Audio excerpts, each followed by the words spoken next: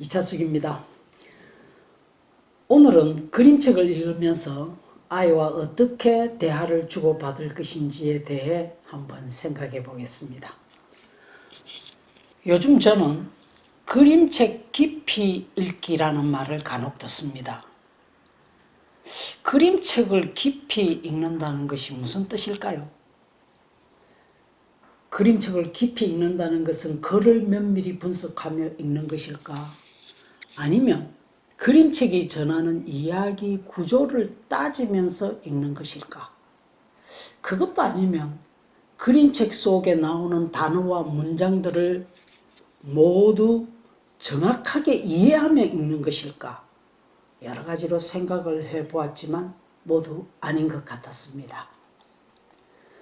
그 누구도 그림책 읽기라는 말은 많이 하는데 그것이 무슨 뜻인지 설명하는 사람은 없습니다.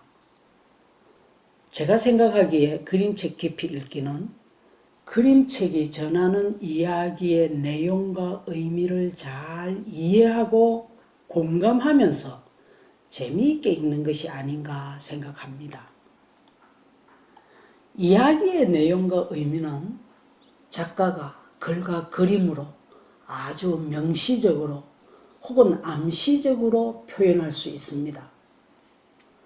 작가가 드러내고자 하는 의미가 명시적이든 암시적이든 독자가 그 의미를 파악하고 이해하고 공감하는 것이 그림책 깊이 읽기의 출발점인 것 같습니다. 여러 차례 그림책은 글과 그림으로 이야기를 전한다고 했습니다. 글로도 이야기를 전하고 그림으로도 이야기를 전합니다. 그런데 더 중요한 것은 글과 그림이 역동적 관계를 이루며 글만으로 혹은 그림만으로 전할 수 없는 이야기의 핵심 아이디어와 정서를 표현한다는 것입니다.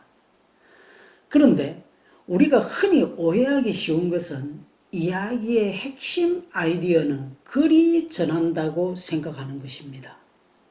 아닙니다. 그림이 없다면 그림책은 더 이상 그림책이 아닙니다. 아이들은 그림을 보면서 엄마가 읽어주는 글을 들으면서 그리고 글과 그림의 관계를 생각하면서 그림책을 읽습니다. 작가가 전달하고 싶은 많은 이야기들을 그림으로 그리고 글과 그림의 관계를 이용하여 표현합니다. 우리가 잘 알고 있는 괴물들이 사는 나라에서 모리스 샌dak은 아이들에게 전하고자 하는 핵심 아이디어와 정서를 대부분 그림으로 나타냅니다. 즉, 그림 속에 많은 의미를 숨겨둔다는 뜻입니다. 그래서 독자는 그림책을 깊이 읽기 위해서 반드시 그림을 자세히 읽어야 합니다. 아이들이 그림을 자세히 읽게 하기 위한 방법으로는 적절한 질문을 하는 것이 최고라고 말합니다. 그래서 그림책 읽기 관련 분야에서는 질문이 왕이다 라는 말이 있습니다. 아이들이 그림책의 그림을 잘 읽게 하기 위한 방법으로 정말 질문이 최고입니다. 아이들이 그림을 읽고 그림책을 깊이 읽도록 하기 위해 아이들에게 어떤 질문을 던지면 좋을지 그리고 어떤 대화를 나누면 좋을지 구체적으로 한번 생각해 보지요. 그런데 질문을 하되 그 질문들은 그림을 중심으로 하면 좋겠습니다. 그렇게 해야 하는 이유는 아직 글자를 완전히 깨치지 못한 아이들은 글보다 그림을 더 잘 이해하기 때문입니다.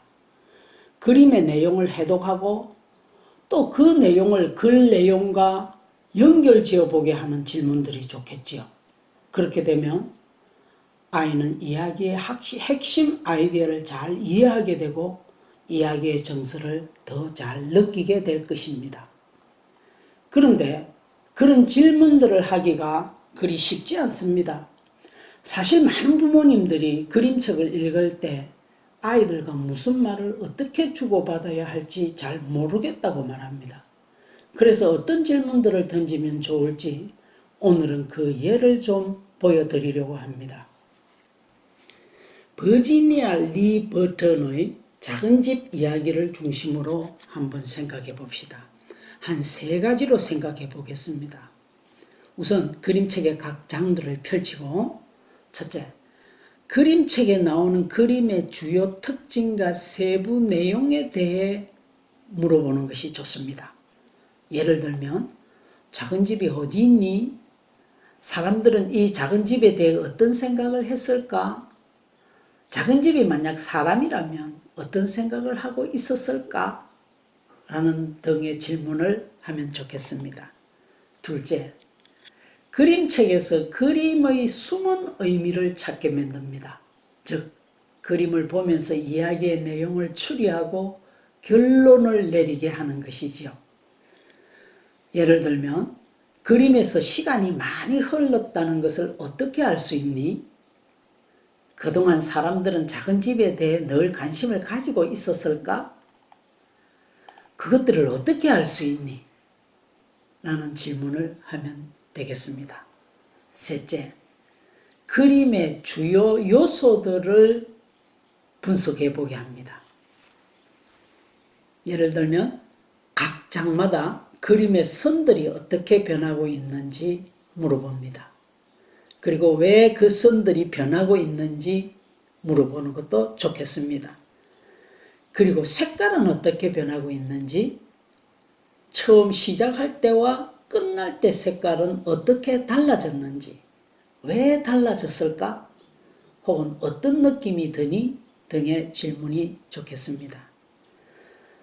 아니면 더, 이 그림책에서 작은 집은 늘 같은 자리에 있었니? 어떻게 그것을 알 수 있니? 작가는 왜 작은 집을 늘 같은 자리에 그려놓았을까?